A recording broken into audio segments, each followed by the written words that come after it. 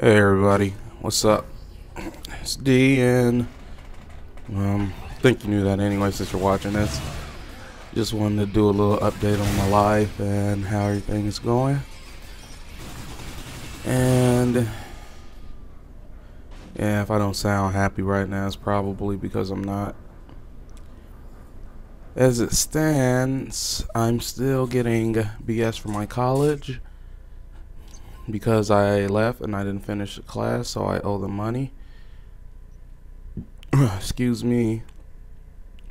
And I discovered my mother's still sick. I didn't want to talk about it for a while, but she's reassuring me that she's going to be okay.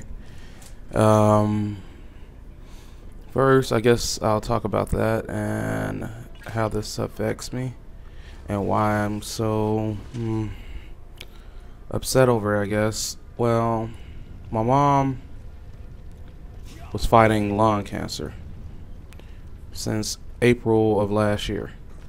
No, even earlier, March of last year, I remember. And they called it a stage 3, which usually means most people don't survive stage 3. But my mom somehow managed to pull through, even while still smoking and generally just not doing what she's supposed to be doing. But that's her body, and I can't tell her what to do. I'm a child. But anyway,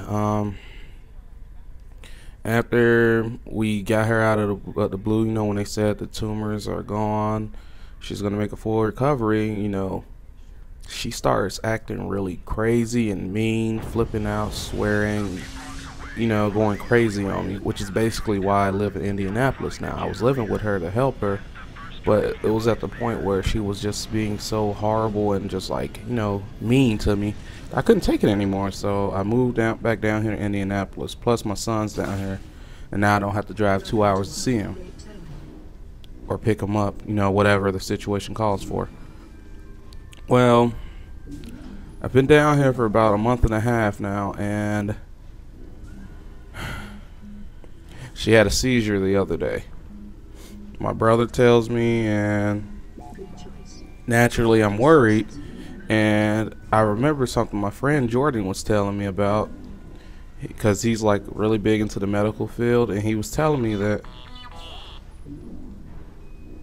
having seizures after, that was my phone, sorry, but having seizures after the age of 30 is very, very uncommon unless something really bad is wrong.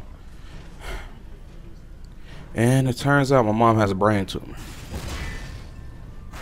Now, while this is like some of the worst news I've ever got in my life, besides hearing that she had lung cancer, I've talked to her, and now that she's out of the hospital, because I haven't been able to sleep at all lately. But now that I've talked to her and everything, she's reassuring me that everything's going to be okay, that it's not that bad of a tumor. I mean, they're talking about operating with the cyber knife, that means it's operable, meaning they don't have to take part of her brain out. So, and they won't even have to cut. So I'm trying to be positive about it, but me moving and apparently what caused her to flip out as often as she did and to make her as mean as she was, what caused all that was the fact that she was having these issues. Like the tumor had been there for a while. And I'm her oldest child, so I'm sitting down here and I feel like crap, because even though I really had no idea what was wrong, I just feel awful about it, because I pretty much ran away because of me not being unable to just deal with her being like that, and I was just sick of arguing and fighting with her. So it was, I guess you all get what I'm going with this, but she doesn't want me to feel bad about it, even though it's killing me.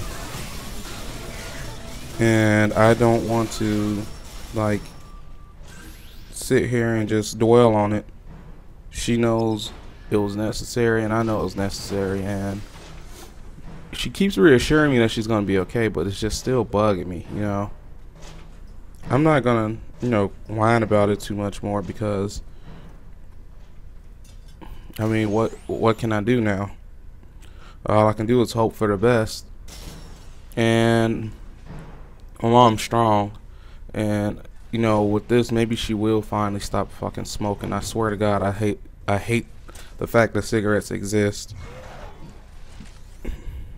I really do.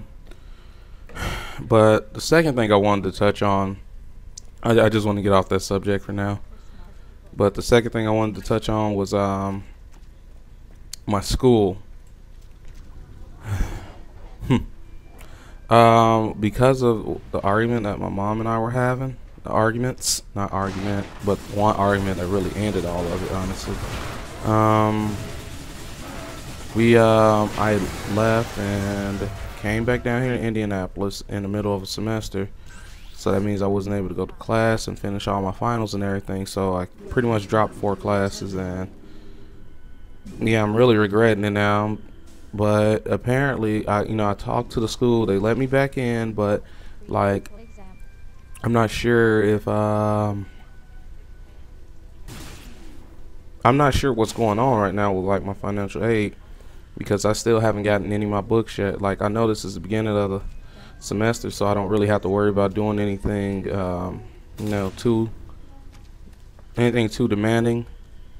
But at the same time, I'm kind of like, well, what happens next week, I don't know. I just hope that like everything gets settled out, because I really do want to finish. Like I said, my life has been like a big roller coaster clusterfuck lately. I came down here to Indianapolis to like relieve a little stress of mine, but it seems like it is doubled or something, because I'm not near my mom now. But at the same time, I know that the stress would be greater if I was up there, because I'd be right in the middle of it. Mom doesn't want me to feel bad about moving or anything, but as I said, I'm still the oldest, so it's kind of hard not to, I'm not, I'm past the being, really broken up and sad over it stage, I guess. I mean, what could I do? But I am going to, do my best now. I want my mom to be happy for me, and I want to be, confident that my mom's healthy and everything. Because like this whole time, my mom's been battling this. I don't usually like talking about my private life, but that's probably why, like in a couple videos I get on, you hear me sound like, yeah, because I sound sad, because I really am. But I mean, there's nothing more to my life right now other than that. Still looking for another job down here, but I'm not really worried about that now. I'm in the biggest city in Indiana. I'm pretty sure I'll find a job here in a couple of weeks, especially since it's after New Year's now. But other than that, I guess there's nothing really pressing at the moment. I got good friends. I got good family now. Everyone's maturing. Everyone's stronger these days. All we really need to worry about doing is being there for each other, I don't want to ever have my mom in a situation again, though. And I told her yesterday how I was like, Mom, don't mess around with me. You better tell me what's going on, damn it. And, I had to be like, because my mom likes to lie to me sometimes to make it, because she still thinks I'm a little kid, and no joke. So she'll like to try to like downplay something that's wrong with her, so I won't worry as much. And I told her to stop doing that. I'm 25 years old now, Mom. I think I could take the truth. I won't like it, yeah, I might be upset over it, because when my brother first told me that they discovered a tumor on it, like when I was at the hospital, and because she went in for a biopsy on her lung because they found spots on it, which is how we discovered she had cancer.